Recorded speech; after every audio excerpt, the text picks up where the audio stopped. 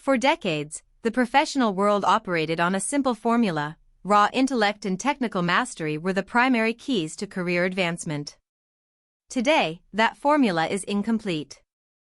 As you ascend toward leadership, a different, more powerful capability separates the competent from the truly exceptional: emotional intelligence. This is the capacity to recognize, understand, and manage our own emotions while adeptly navigating the feelings of others. It transforms pressure into focus, conflict into collaboration, and a group of individuals into a cohesive, high-performing team. Contrary to being a mere soft skill, it is the bedrock of professional influence and a core predictor of performance that forward-thinking employers now prioritize above IQ. The journey to understanding this pivotal skill begins by recognizing its historical context. The pursuit of workplace efficiency has evolved from measuring physical movements, to testing cognitive intelligence, to assessing personality types. Yet a more holistic model emerged, identifying specific competencies, patterns of behavior that drive outstanding performance.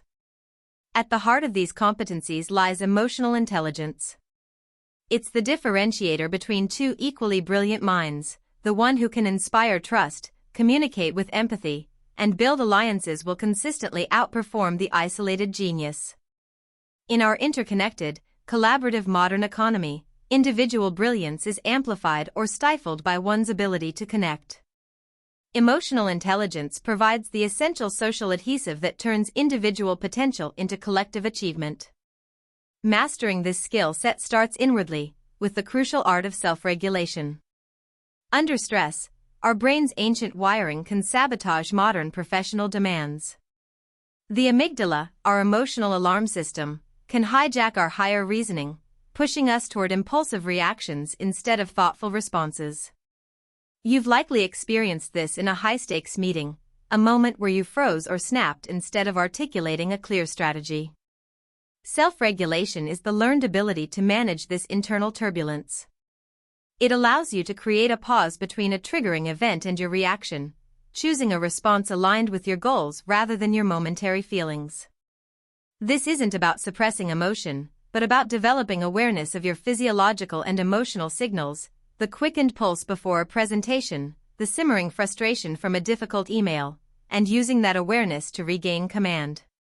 Remarkably, this practice of acknowledging and processing emotion is so powerful that studies have shown individuals who regularly reflect on their feelings navigate career setbacks, like job loss, more successfully and rapidly. Your command over your own emotional state is the foundation for influencing your environment, because emotions are profoundly contagious. We constantly broadcast and receive emotional signals through tone, expression, and body language, often outside our conscious awareness. Within minutes, the mood of the most emotionally expressive person in a room can become the group's mood. This emotional contagion means your self-regulation doesn't just benefit you, it actively shapes your team's atmosphere. A leader who remains composed and confident during a crisis doesn't just feel calm, they broadcast calm, stabilizing everyone around them. This leads to the core skill of empathy, the ability to accurately perceive and understand what others are feeling. Empathy, supported by our brain's mirror neuron system, is the bridge that allows for genuine connection. It enables you to give feedback that motivates rather than deflates, to sense unspoken team tensions, and to build loyalty. From this empathetic foundation, you can employ sophisticated social skills like constructive influence, where you guide outcomes through suggestion and alliance rather than command, or coalition building, where you understand and align the motivations of key stakeholders. Fortunately, these capabilities are not fixed traits but a set of competencies that can be systematically developed, both individually and across an organization. Effective development moves far beyond a one-time workshop. It requires a tailored, sustained commitment.